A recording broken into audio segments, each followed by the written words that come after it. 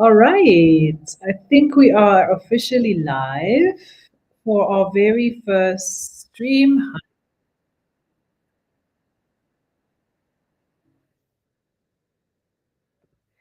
So I'm also hearing myself in an echo there, so I've killed that. So here we are going live. Sorry, we're about 7 minutes late, but as they say, technology works until it doesn't. But very excited for Nancy and myself to be going live with you on this Thursday evening, afternoon, to share some of the things that we've learned over the last couple of years, many years actually. This live stream is going to be called 40 After 40. And coincidentally, we were 7 minutes late because none of the technology that we've set up is working, which is great. Everything that could possibly go wrong goes wrong at the absolute wrong time. You can probably also hear I've got a screaming child in the background who's very upset about something. And so she's having a bit of a meltdown there. But nonetheless, we persist. And this is the entire point of some of these things. It's that you all work really hard to make everything perfect and things just won't work out. And that's probably one of the biggest lessons that we've learned. But welcome. So we're going to dive straight into the whys. Why do we want to create this particular live stream? Well, it's for several reasons, chief among them being the fact that at some point in your life, sharing what you've learned with others is a way of giving back, but it also, there's not to sound like we're so altruistic or all of this is simply about just giving. Like you get a lot of people say, oh, I'm doing this to give back. And that's very noble. But I think in giving back, there's also a lot that we get out of giving back, whether it's fulfillment, whether it's a feeling of purpose, whether it's a feeling of being useful in the world and being able to have value and relevance. All of those are very, very valid reasons for some of us doing what we do in a way that we share ourselves, we share our stories, we share our experiences. But also what I found really fun and interesting is the fact that every time I've had friends and colleagues around me and my sister, there's always been sort of like, oh, but you guys should talk about this stuff. Like you guys talk about things that nobody really talks about, and you should do more of that. And we've always hesitated, which is ironic because both of us are media personalities in one degree or another in our lives. But we've always hesitated because it's always felt very us-centric, like it's about us and things like that. And we've been shy to do it. But it's exciting to be here and actually to take that first step. So without further ado, like that's I want to explain the why first, like why we're doing this. So the second reason is that I think being vulnerable about what you've done, your ups and downs, like people sometimes see the successes you have and they don't really understand your perspective of the pain and what you've gone through and the difficulties and all that. So it's very hard for people to be vulnerable with what they've struggled with in life. But we also feel like that's where the best lessons come, through knowing that nobody is Superman or superhero, that we all have our complications, we all have the really difficult things that we're dealing with in life. And that can be an inspiration, but that can also really buttress the fact that you're not alone. We're not alone in how difficult life can be, how confusing and complicated life can be. So I always think to myself, if I could go back and tell my 30-year-old self something, what would it be? And that was one of the first things that Nancy and I wanted to ask ourselves, is that if we could go back, if we could, tell our younger selves something, what would it be? What advice would we give ourselves, and so on and so forth? And I think I'll start by premising it with one of the major lessons that I've learned is that any change that you experience in life first starts with a change in your mind. And what does that mean? Essentially, it means that you cannot be what you cannot see, who you cannot be. And oh my goodness, is that you now? What a fiasco. I've had to literally run down to a little hotel near home. Thank Can you, you hear? Ugandan internet. No, Ugandan internet. Oh, you're in Uganda. Also, for everyone who's watching, Nancy's in Uganda. I'm in South Africa. Can you hear my screaming child in the background? So there's also that. So everything that could possibly, It's incredible. yeah, Hmm. everything that could possibly go wrong is going wrong today. So I was just kicking it off by saying, look, that's in fact that's one of the biggest lessons I think in and of itself is that we want to be polished and perfect. And maybe God is like the first lesson that you are ever going to do on your vlog is that it's going to be a mess and nothing is going to work. And all the little things that you'd set up and the ways that you wanted it to be perfect are not going to work. What are you going to do? Are you going to be faithful and just push through? Are you going to collapse in a heap and give up? Hey, Brenda, yes, good old reliable Ugandan internet. Yes, that's right. So, Nancy, we're just jumping straight into who we are, what to expect, why anyone should listen. And I was just being very vulnerable about the fact that even though a lot of people say we're giving, and there's that sort of way of saying you're giving and you're being so altruistic, there's a lot that we get out of this process as well. So you found us in that space at the moment. So jumping right in, if you could tell your 30-year-old something, what would it be for you? I started with mine, which is change in life starts with change in the mind. Like you simply cannot be what you cannot see. And the many, many, many shifts I've had in my life have been simply because I first started with what's in my mind. Many times I've tried to change things outside of me, right? Like do better, work harder, pitch more, be more aggressive. But actually, where it should have first started is in my mind. Why am I doing this? What do I believe about this thing? What do I believe about money? What do I believe about relationships? And that change has really pushed me to actually make a difference. What is it for you? Yeah, I think very, very similar. But maybe one of the other things that I think is becoming very apparent to me is we tend to look for what we need outside. And yet, a lot of the times, I find that you find what you're looking for inside. And just to sort of explain what I mean. So I think one of my biggest journeys in life has been the search for purpose.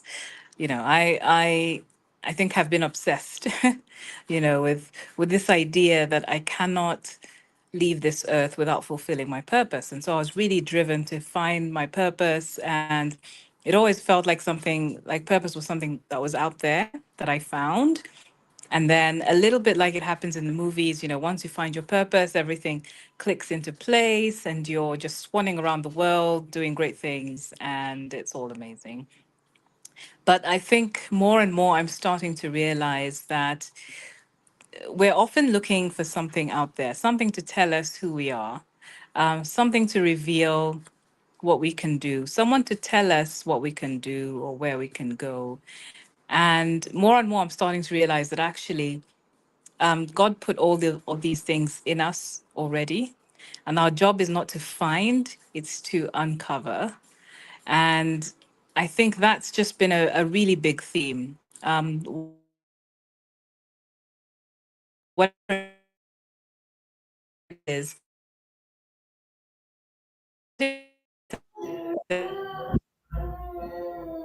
Yeah, Nancy, we're struggling with your internet again. Can you hear me? Yeah. Nancy, I'm struggling with your internet, so I can't really hear you. So I'm just going to jump in there and just buttress what you're saying. Can you hear me? and I just need to uncover it. So Okay. Now.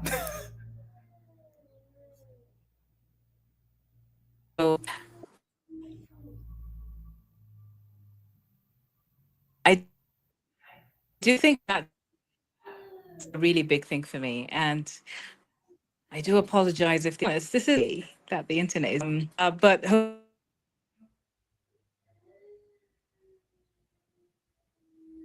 And you're gone again. Okay. Nance, when your internet gets better, let me know. I'm just gonna go ahead and share my perspective. So as anyone knows, our journey began in Tanzania, and we were both born in Tanzania and then traveled a lot.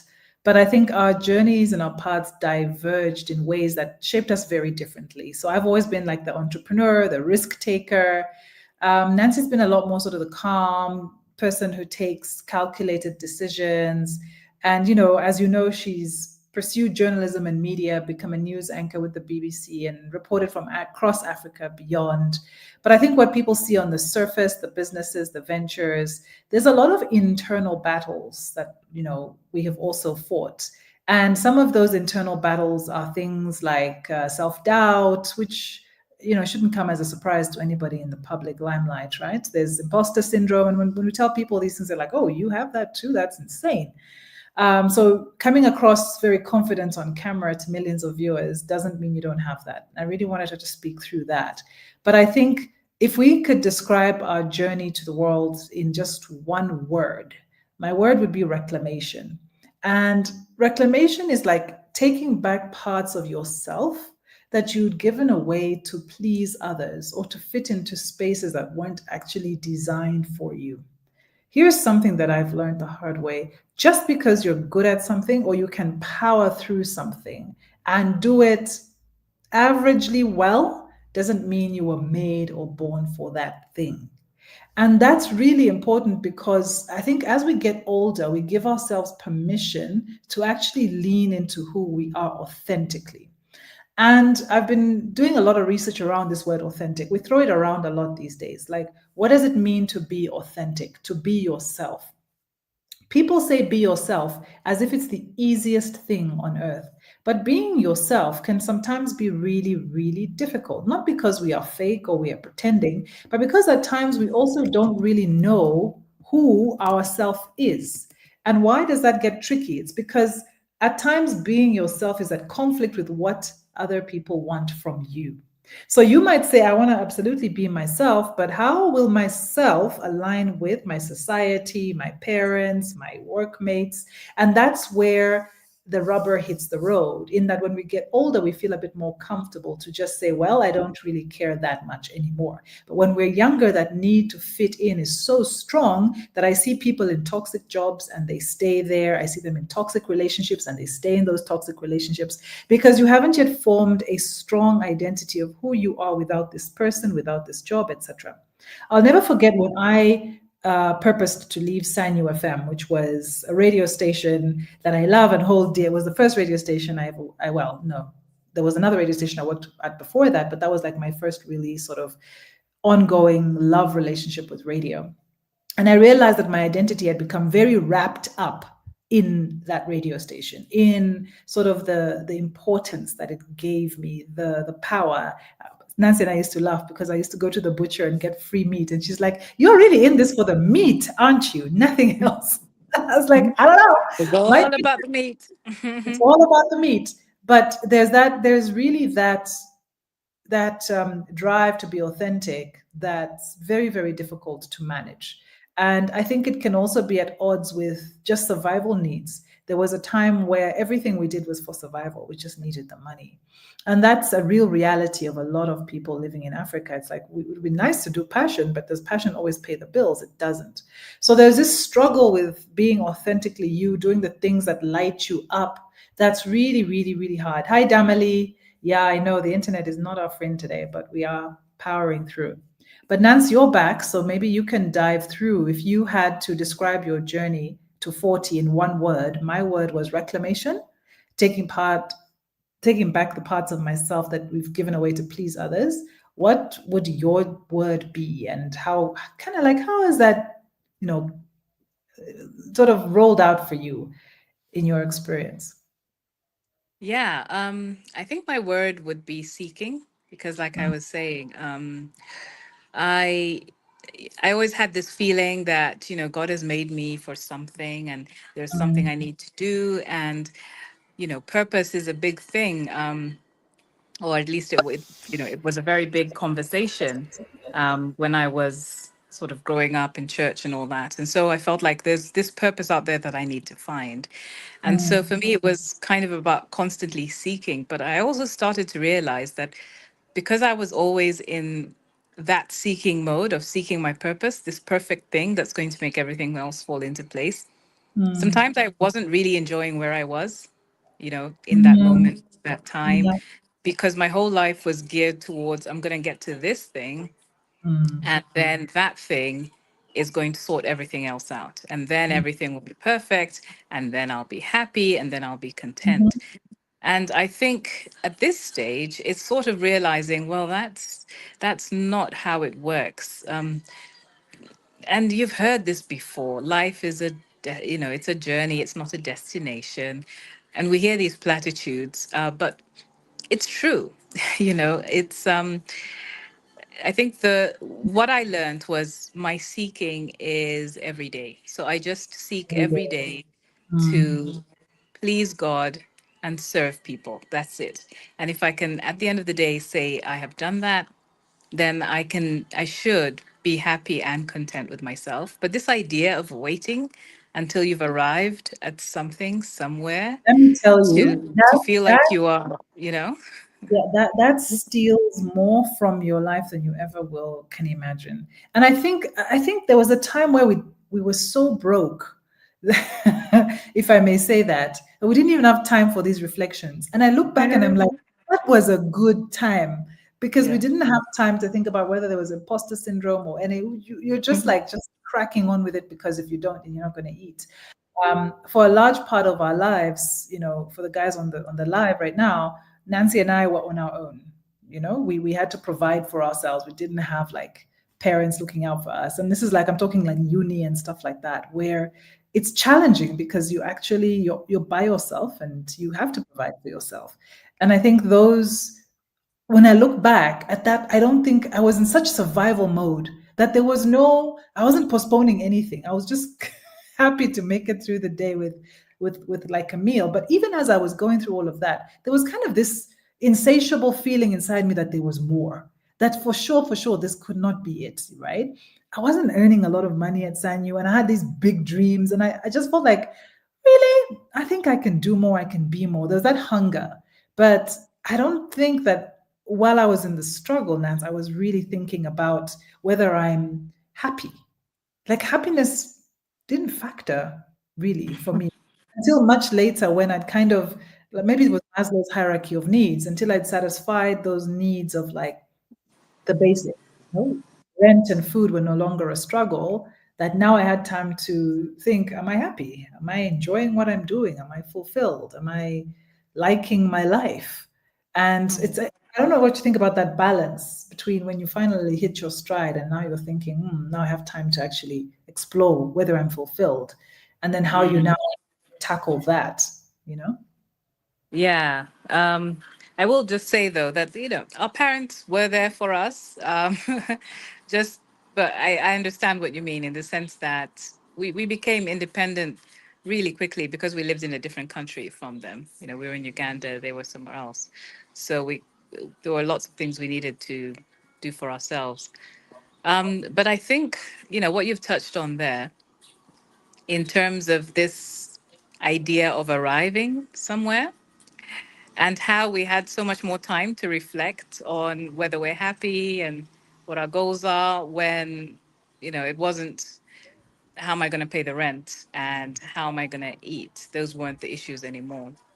I think another interesting thing that happens when you get somewhere that people approve of is you start to confront what it is that made you do the things you did. So if it's survival, I think you get to a point where sometimes survival as a driver isn't enough. So if you're in a job because you needed to survive, it gets to a point where that doesn't feel like enough. It doesn't feel fulfilling. You need a bit more purpose. You need a bit more meaning to why you do what you do. And one of the things that I found really difficult was being in London in a job that, by all measures, was really amazing. It was a wonderful job. And lots of people said to me, "Oh, this is great what you've accomplished and how wonderful, your life is, jetting around the world and getting to do all these things."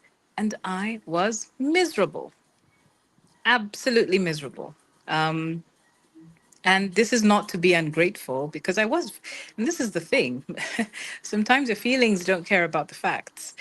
Yes, it was an objectively wonderful job. I had objectively wonderful opportunities, but there was still You something. lived in an objectively massive house in London. So, yes, there were all these things going for me, but on the inside, you know, there were still things that outward achievement couldn't fix. It didn't matter what it looked like to everybody else. What mattered is what it looked and felt like to me. Yeah. And so I think, there was a period where I just went through a big process of starting to confront the things that had happened and were happening inside me and starting to heal in that sense.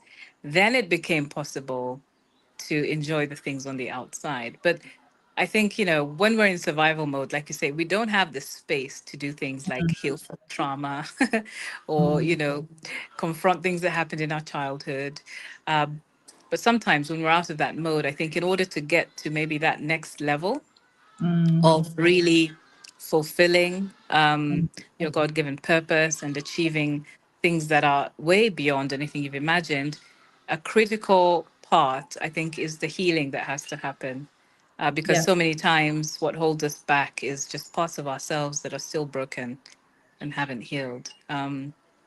Do you feel like healing is an abstract thing that's a luxury for people to think about? Or do you feel like that's actually quite foundational? Shout out to Jojo in the comments who says, my dad's mantra for our family has always been God loving, people serving. I'm totally stealing that because I love it. I want to Mhm. teach it to my kids. That's It's so so good. true. God loving, people serving for me takes a lot of pressure off. And how do I relate that to your question about healing? I don't think healing is abstract because it catches up. I for a long time I didn't think I had anything to heal from. I was just like, life is Don't we good. all? I'm just doing what's in front of me. But there's a way that when you have space, finally, space to think and to consider, life happens fast. It comes at you fast. I moved from Uganda to South Africa, and I never expected to feel isolated. I never expected to feel so lost. Nancy will tell you, I have never lacked purpose or drive in my life. You can probably even tell from the way I speak that I'm just that Mhm. person that brings energy and certainty. Like I can convince you, even even if you don't think it's going to work, I'll convince, because I think I have a natural God-given optimism in me. But for the first time in my life, I was broken. I was lost, and I never wanted sorry, I didn't want to admit it, that I was lost and that I was broken and that I was missing my friends and my home and my family, and that I didn't fit in, and that I wasn't getting free meat from the butcher. Nobody knew who I was or cared who I was. And I wasn't willing to admit that those things bothered me, because those were not the things I defined myself as. I always defined myself as someone who was always about the work.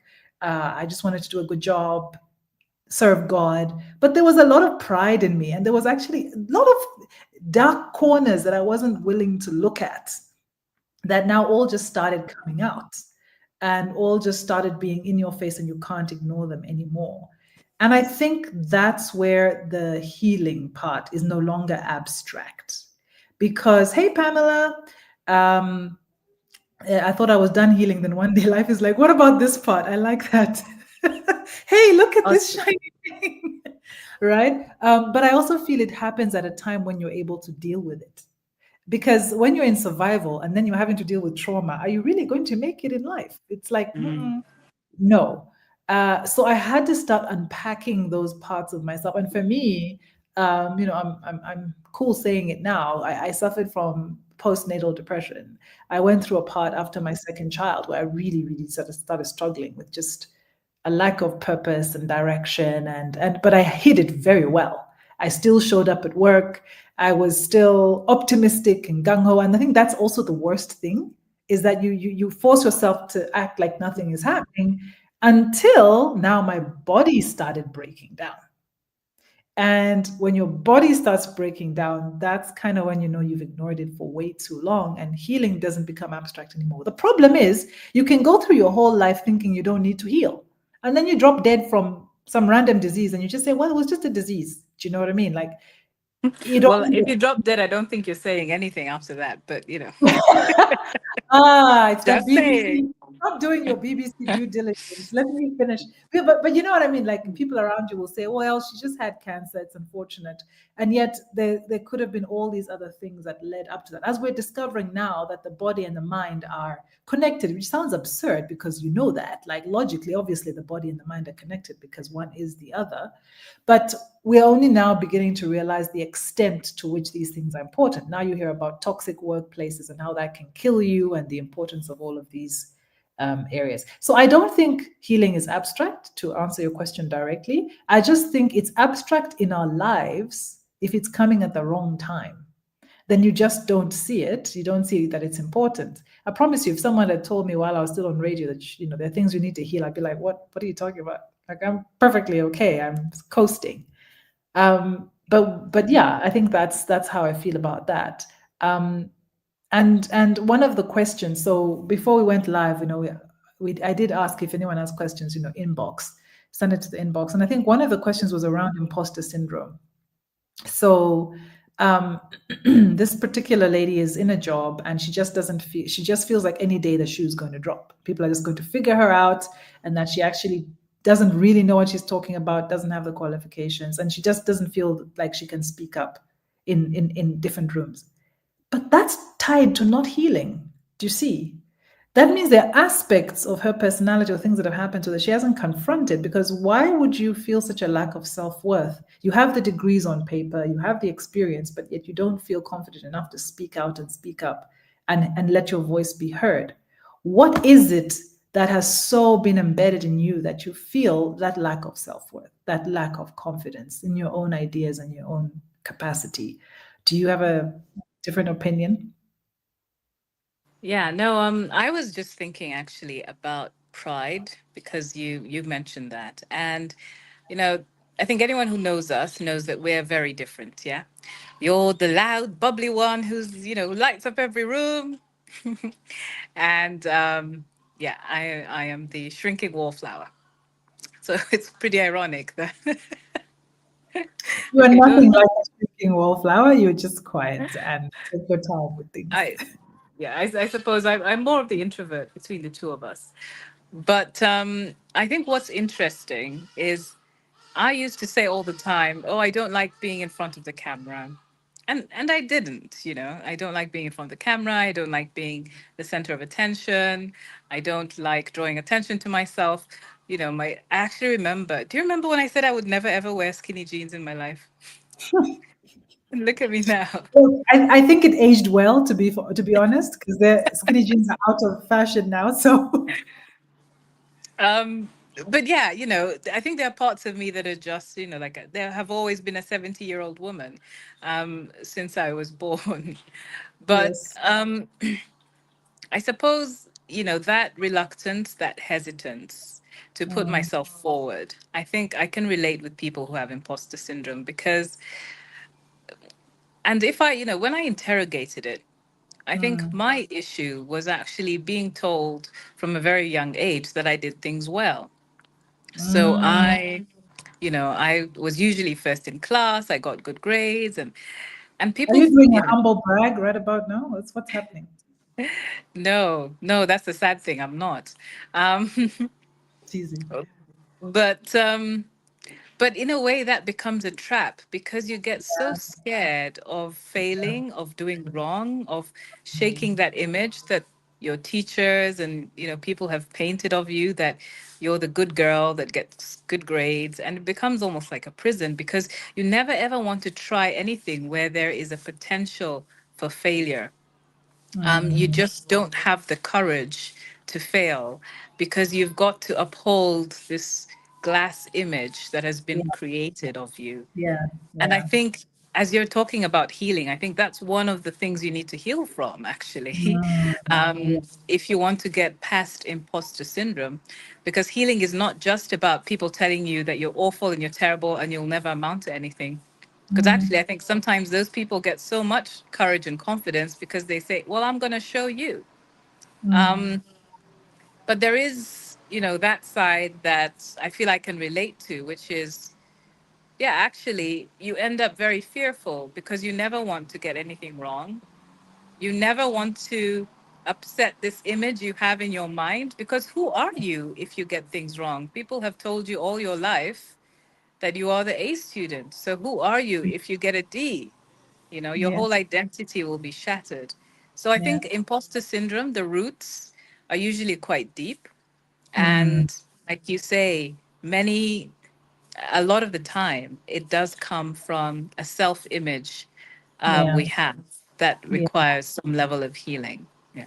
Yes, absolutely. I totally agree with that. But it also astounds me how many of us are walking around. I know it's sometimes it's hard to talk about these things because they're so ubiquitous, to use that word. They're everywhere. And they have been so overused in a way that they lose their meaning. So self love and self care is one of those such terms, right? It's just been bandied about so much that I even hesitate to use it. But I think the better word I would use is self worth.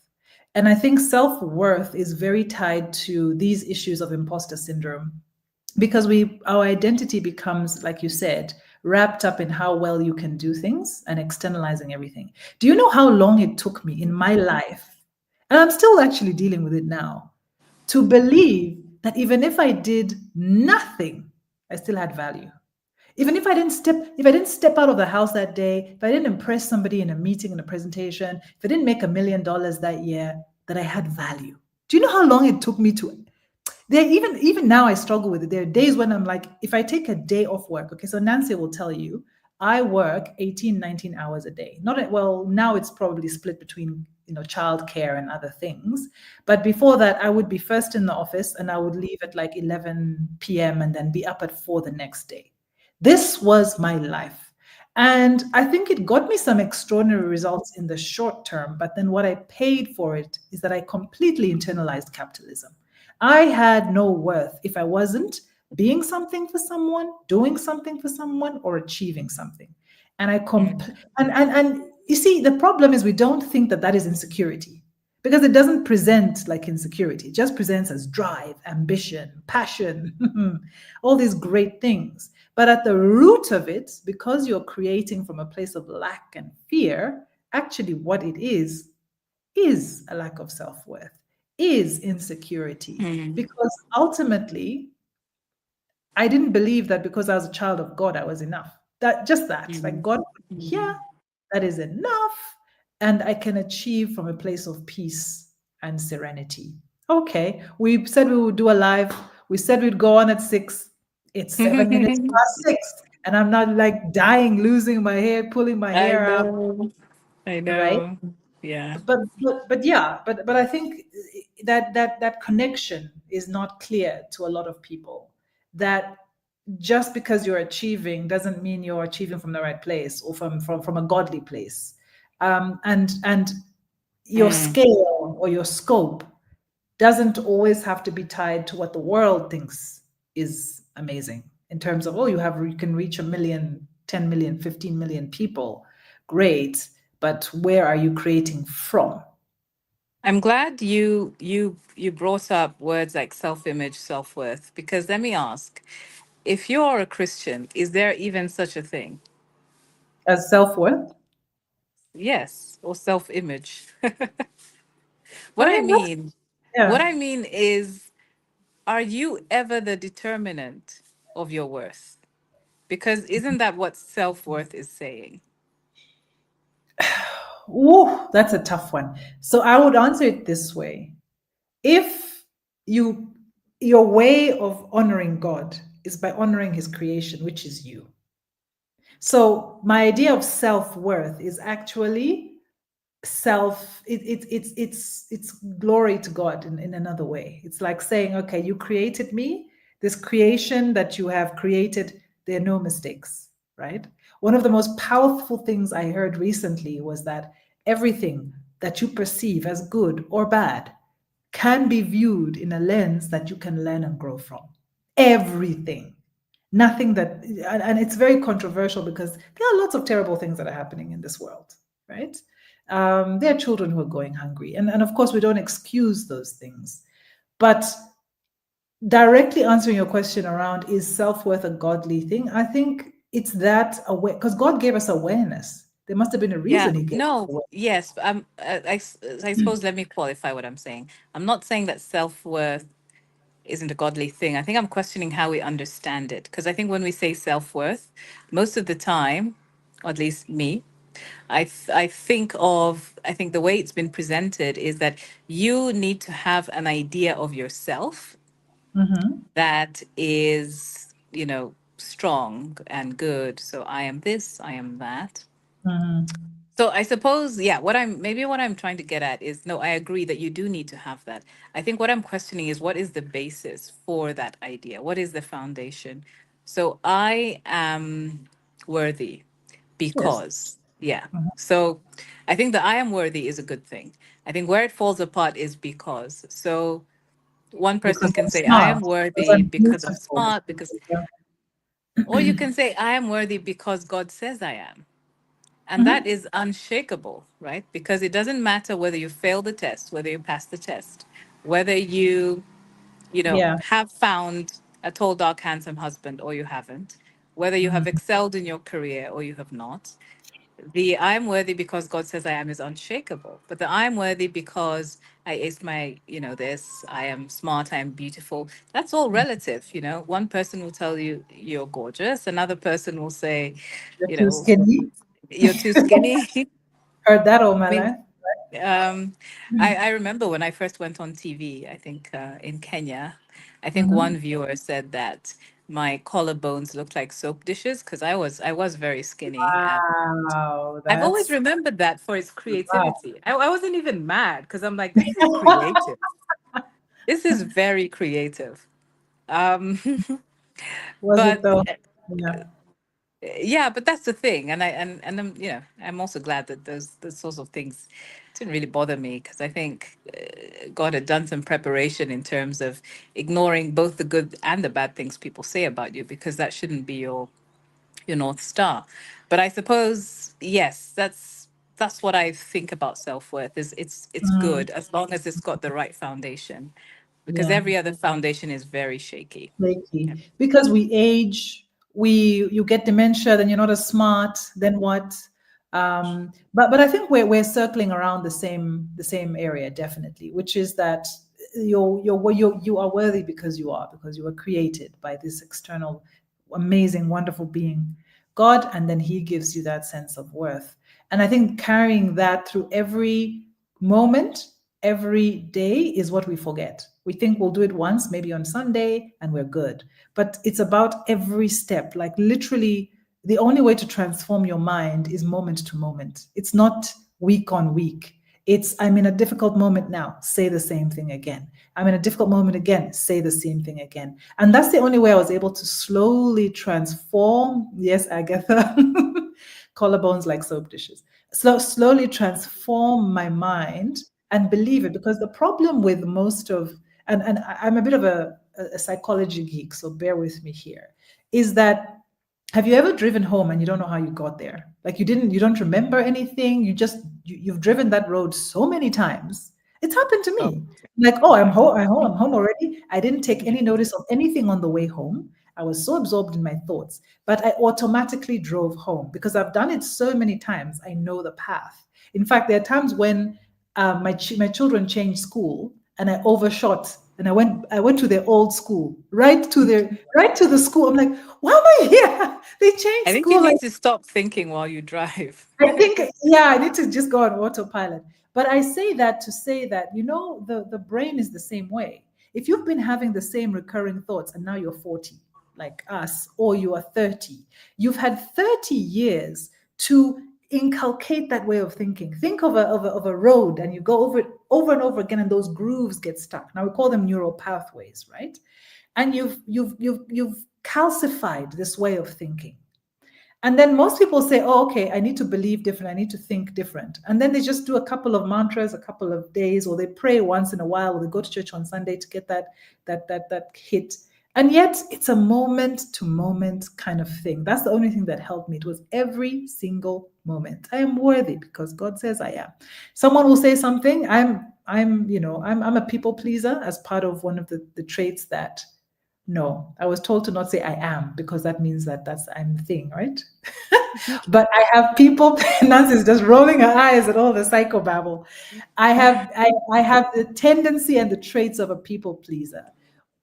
These work for me in certain contexts in marketing and sales where you have to adopt a lot of empathy for the other person to be able to sell to them.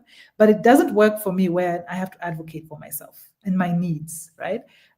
This long-standing joke between Nancy and I is how you know we're different is we will be in a room, someone will crack a joke that's not funny. Nancy will not laugh. I will roll on the floor like it's the most hilarious thing to make the other person feel comfortable, right? This is the people pleasing trait. I want to feel comfortable, but also the trauma we talked about earlier and that you have to heal from. It's that insatiable need for people to like you so that you can be safe, right?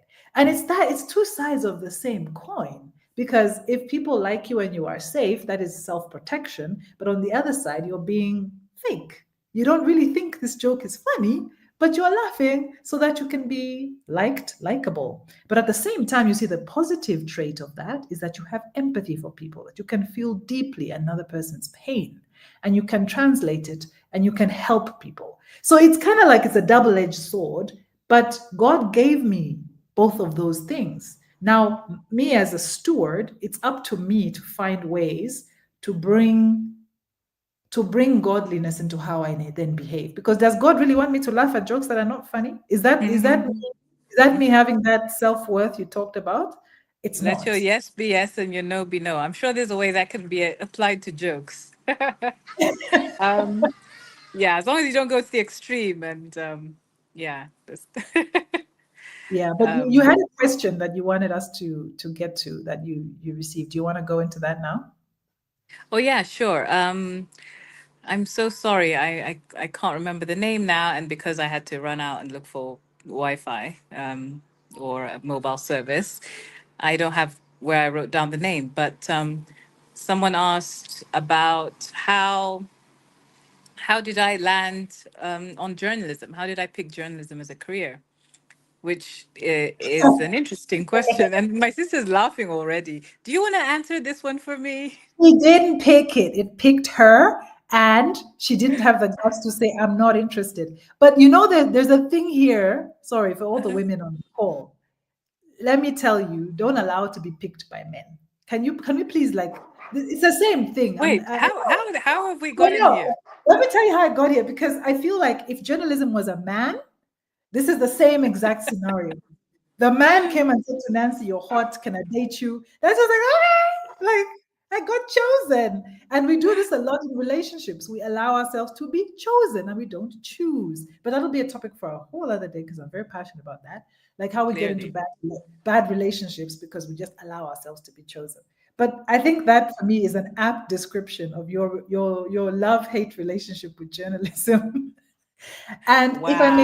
if I may qualify it, I also think because you're very good at very many things. So Nancy, for those on the call, so Nancy is a fantastic dancer. She is an architect. Like she's a fantastic artist. She can draw. She's a great speaker. She is smart. She's intelligent. I think the only thing that Nancy wasn't blessed with is a singing voice. Like Singing. Oh, I'm if she terrible. sings, if she sings like all the dogs will be out that day. And I think that's the only area where God was like, I gotta keep some things, Oh, right? there's more than that. And I think at times when you're good at many things, you kind of it's a struggle to say, okay, but how do I be true to what I actually am passionate about and want to do? So a lot of the time, because when you put your mind to something, you excel. And not everyone is like that. Like some people will put their minds to things and still not excel. They'll be average or, fairly good.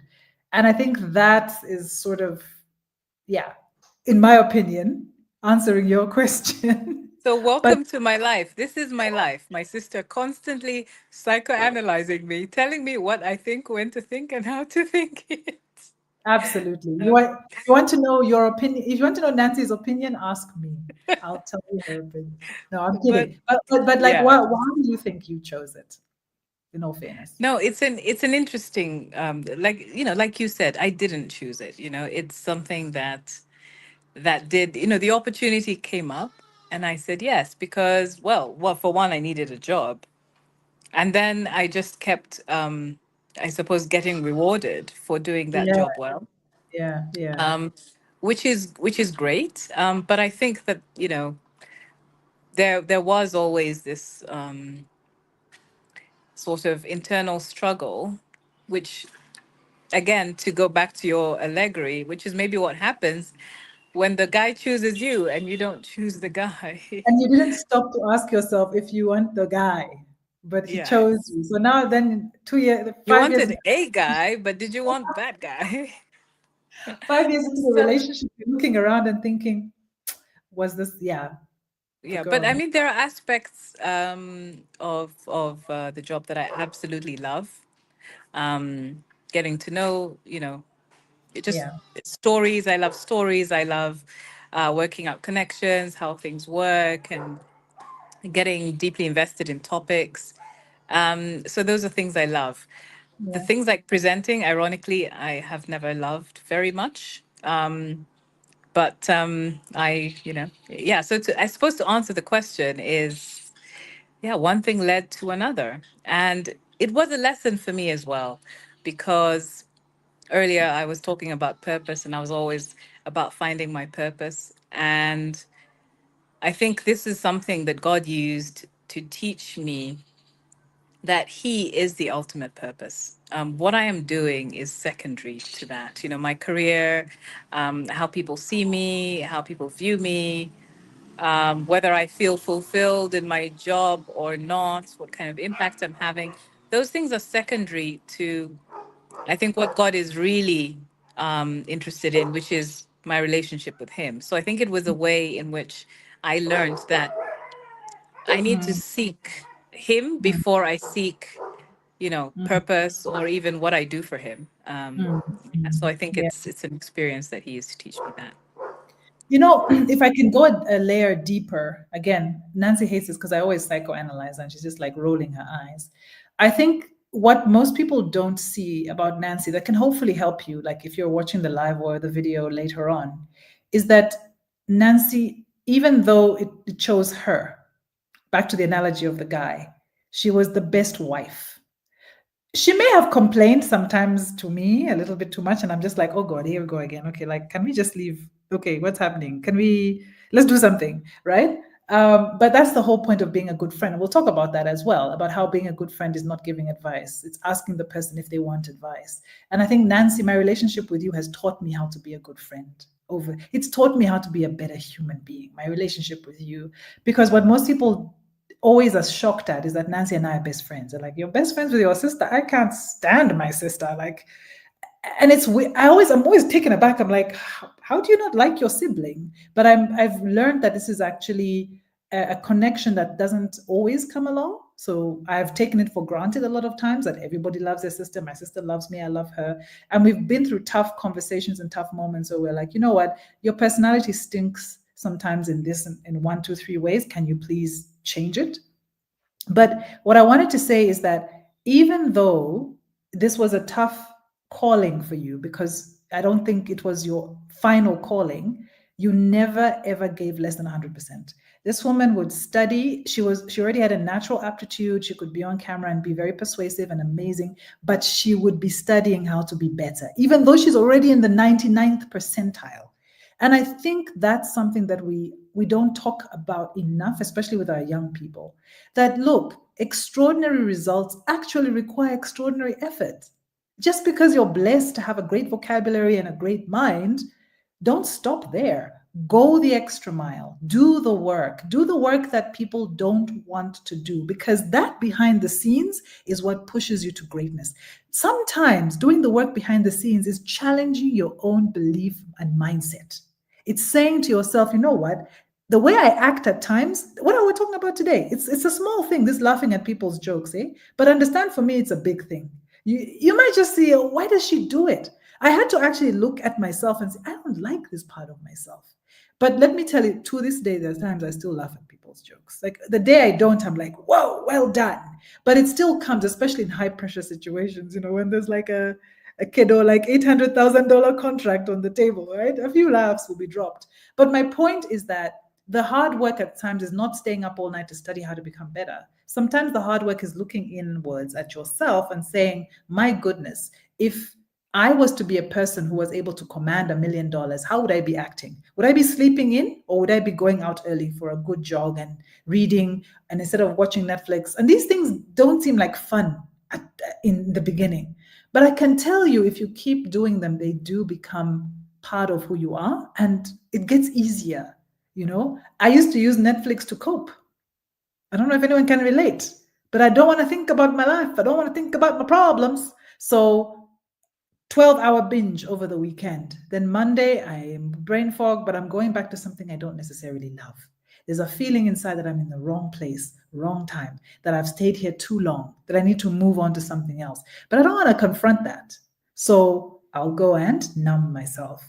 So I really felt like I need to show that, because that's the deeper version of it. Might sound like we're just saying this was not your purpose, you didn't feel it, but you never acted like it wasn't. That's a very key differentiator, is that even if you feel like you're in a job that you don't love, that you hate, while you are there, do not half-ass it. Just don't, because it becomes part and parcel of your personality. And I run teams across the continent in the agency. I see this all the time. I see people half-assing it. I see them, and I'm like, look, the only person you're hurting is you. I don't know what to tell you. This thing of I'm not paid to do that. Okay, see where that attitude will get you. You know what I mean? Like it's such an interesting dichotomy. Yeah, and I think well, I'm sure people can tell that you are my biggest cheerleader. So thank you for those glowing There it reviews. But really, there it is. no, you always gas me up. Anytime I want to be gassed up, I just talk to my sister. But you She's the guys, best if anybody gasser wants to upper. be gassed up, call me. I will gas you up for days. Yes, I will I have you. highly recommend. I will have you ready to tackle Trump. No, I shouldn't say that. Ready to tackle any situation in your life. Call me. I'll tell you how amazing you are. Because I see that in people every day. I see their potential. And it kills me when people are like punching below their weight. I'm just like, what? But why? Why are you doing that? Right?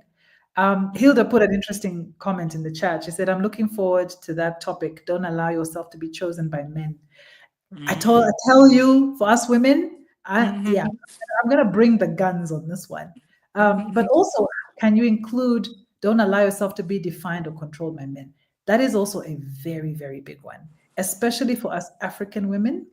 We really, really have to have safe spaces to have these conversations where we are controlled by men, we are defined by men, and it's not healthy. And we need to find ways to cope, to break out of that.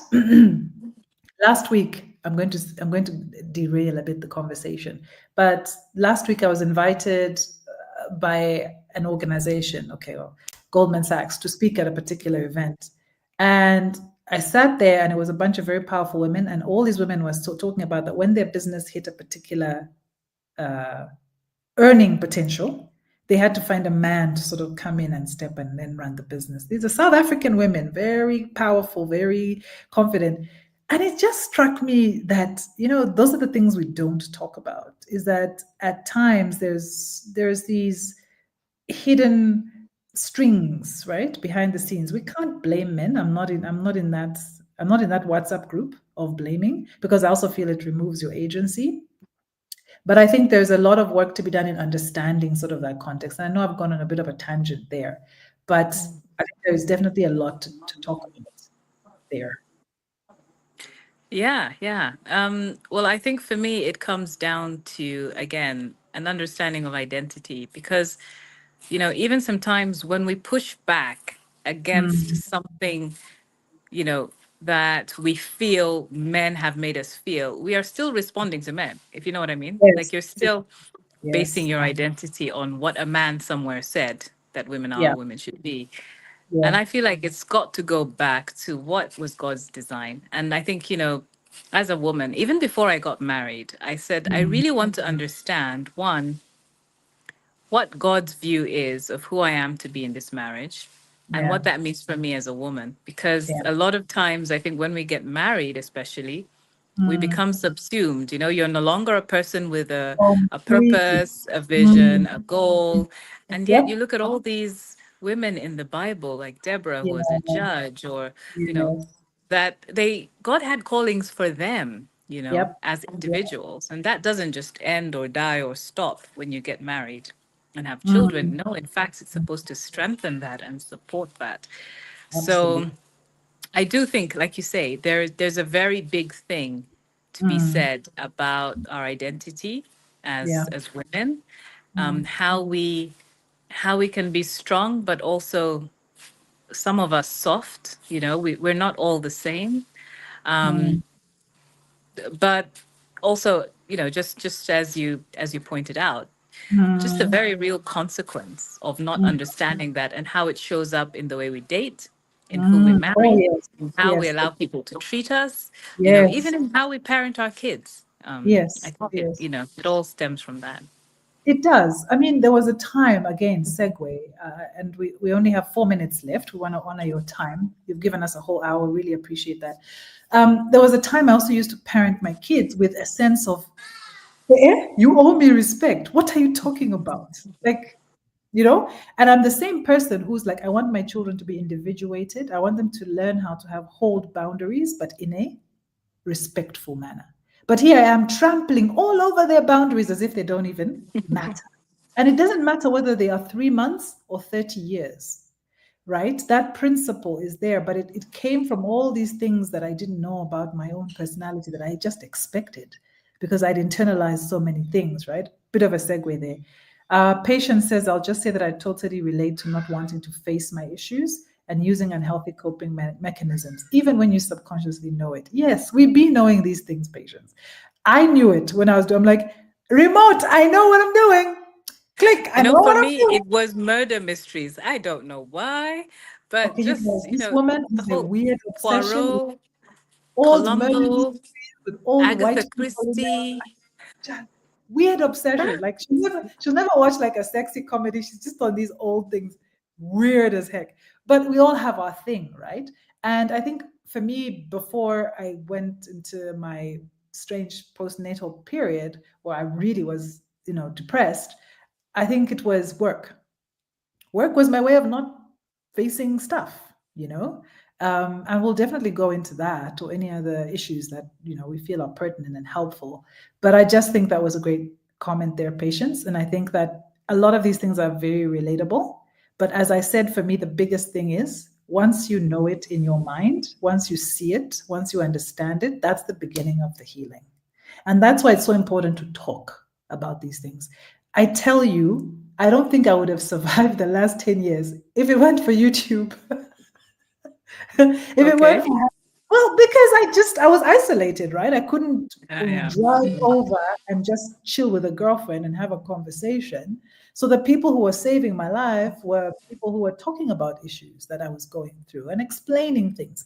And it took a long time for it to move from here to here. That's another thing. It takes a lot of time for you to go from understanding, like Patience has said, understanding that I'm actually coping to internalizing it and saying, okay, how do I change this behavior? What do I need to do? How do I take a step at a time? And there are ways to do it. And, I've done it and I'm happy to share how I've done it if it's helpful. But remember, again, it's just no two people are the same. So my advice might not work for anyone, and I hate giving advice. What I prefer is sharing my experience. It may work for you, not.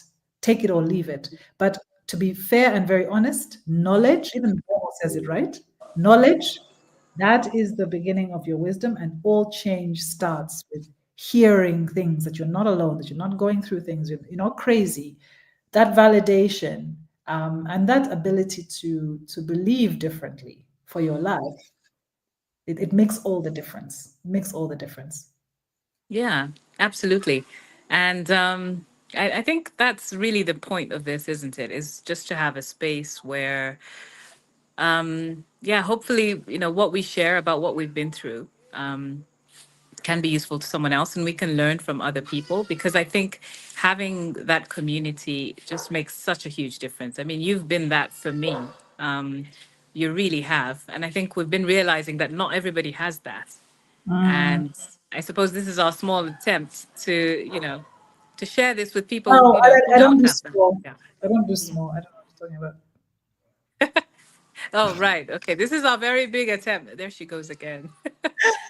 But That's the difference. yeah. But I love how this really has not gone to plan. It's getting dark, so I'm gonna, have to sort of run back home. Hopefully, I don't get bitten by a dog or something like that. Why would you? Why would you be bitten by a dog? Why? Because I Well, why? heard them barking, and Yeah, but I why don't would even know where I am, dude. why would you bring that into your reality though? Like that's not a Um, thing you need to manifest. Just say you're going okay. to Oh go my home goodness. peacefully, you know? Don't do that. This is how it goes all the time. Yeah, okay, fine. I'm not going to get bitten by a dog. I was just saying. You're going to walk But home peacefully. Thank you. Yeah. I'm gonna walk home peacefully. Yes. So to But yeah, everybody, I think we're out of time. Jojo, Yeah. Jojo, Patience, Hilda, Agatha, Pam, Damali, Brenda, thank you so much, everyone, Thank for you. making the time. We will let you know when the next one. We're going to do it same time, right? Thursday, I believe, at this time. But Maybe we a bit really later. maybe a bit later for everybody who. Hey, Bugsy, David, good to see you in the comments. Hey, Dave. Yeah, let's grow the community, and thanks so much, guys. We will see you next week. And if you have any questions you want us to dive into, anything that's been on your mind, and you want a big sister, I wore the gray hair wig just buttress the fact that I am 40. So if you No, want, you're 42. why I am now? 40. Why? Yeah, you couldn't let me end the live Well, you stream. couldn't let me get bitten by a dog. So I why could have should I shaved let off yours go? 2 whole years. Crazy woman. So we will see you next week. Yeah. And yeah, if you have any questions, please feel free to. We're on Instagram and LinkedIn and all those places. Drop a question, and or even in the chat if you watch this after. And as a community, who knows, we can help each other find answers. That's what this is all about. Okay. Clearly, we don't Thanks want so to leave. much for watching. Yeah. We'll see you next week. Bye.